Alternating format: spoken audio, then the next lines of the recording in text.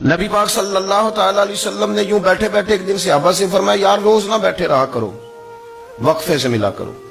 کچھ لوگ زیادہ ساتھ رہنے لگتے ہیں تو ادب نہیں نہ رہتا، ان کو احساس نہیں ہوتا کہ میں کیا کر رہا ہوں۔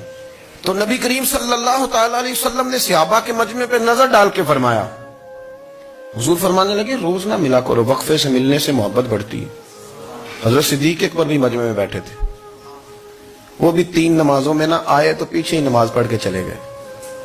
ایک روایت ہے عصر مغرب عشاء، اور دوسری جگہ لکھا کہ نہیں ظہر عصر مغرب تھی، پیچھے نماز پڑھی چلے گئے، پھر عصر پڑھی چلے گئے، پھر مغرب پڑھی، اور حضور نے زور کے بعد حضرت انس بن مالک سے پوچھا ابو بکر نہیں آئے؟ پھر عصر کے بعد پوچھا ابو بکر نہیں آئے؟ پھر مغرب کے بعد پوچھا ابو بکر نہیں آئے؟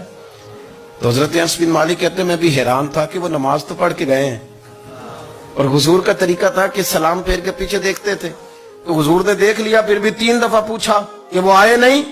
سمجھے میری بات کو؟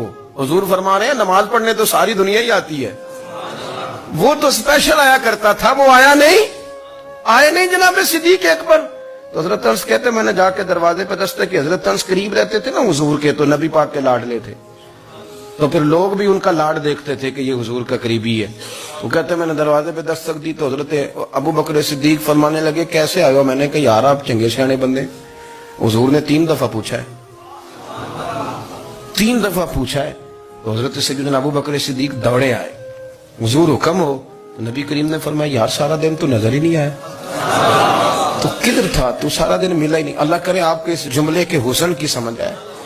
آپ دیکھیں جو چاشنی یہاں ٹپک رہی ہے، جو وقار یہاں ٹپک رہا ہے، ذرا اس کا مزاج کو دیکھیں، اور یار تو نظر ہی نہیں آیا سارا دن۔ تو حضرت صدیق اکبر کہتے ہیں کوئی بات بھی نہیں تھی پر میں رو پڑا۔ میں نے کہا حضور آپ نے تو فرمایا تھا کہ ذرا وقفے سے ملا کرو، محبت بڑھتی ہے۔ تو حضور فرمانے لگے ابو بکر میں نے کہا تھا پر تجھے تو نہیں نہ کہا تھا، تو کوئی اور تھے جن کو کہا تھا، تجھے تھوڑا کہا تھا، اور اتنے بڑے جملے نہیں ملیں گے۔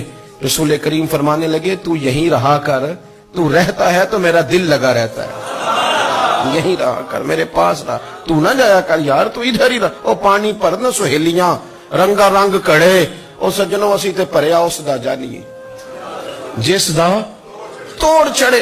آپ اس لطف کو آپ دیکھیں، اس ذائقے کو۔ میرا دل کرتا ہے کہ میں یہ حدیث نہ لوگوں کی روحوں تک اتار دوں۔ حضور فرماتے ہیں میں نے جس کے سامنے دین پیش کیا اس نے دلیل مانگی، وہ بھی کوئی اپنا ہے جو اپنوں سے دلیلیں مانگے، وضاحتیں مانگے، یہ کیسے تھا تو وہ کیسے تھا، تو یہ چیز کدھر سے آئی تو وہ کدھر گئی۔ آپ اپنوں سے دلیلیں مانگ رہے ہیں، آپ اپنوں کو کٹوروں میں کھڑا کیا۔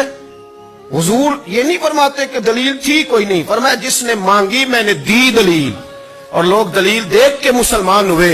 حضور فرماتے ہیں لوگوں سنو یہ میرا ابو بکر ہے، میں نے اسے کہا کلمہ پڑھ لے، اس نے دلیل ہی کوئی نہیں مانگی، فوراً ہی کلمہ پڑھ کے مسلمان۔ یہ احساس ہے۔ یہاں تو تھک گئے لوگ اپنوں کو دلیلیں دیتے، وہ جی ویسے کیسے تھا، تو ایک بندہ یہ کہہ رہا تھا تو دوسرا کہنے دے جو دنیا کہتی ہے، تو اپنی بات کر، تو بتا تو کیا کہتا ہے، اپنی رائے بیان کر، تیرا نظریہ کیا ہے، تیرا ذوق کیا، تو چھوڑ لوگ کیا کہتے ہیں، اپنی بات کر۔ اگر ابو بکر صدیق لوگوں کے کہنوں پہ چلتے تو مکہ تو سارا کچھ اور کہہ رہا تھا، اس وقت تو کچھ تھا ہی نہیں جو کہتا کہ نہیں تو ٹھیک چل رہا ہے، دنیا ساری کچھ اور کہہ رہی تھی، لیکن صدیق ایک بار کہہ رہے تھے نہیں نہیں، سچ وہ ہے جو مدینے والے رسول فرماتے ہیں، سچ وہ ہے جو میرے آقا نے فرمایا ہے۔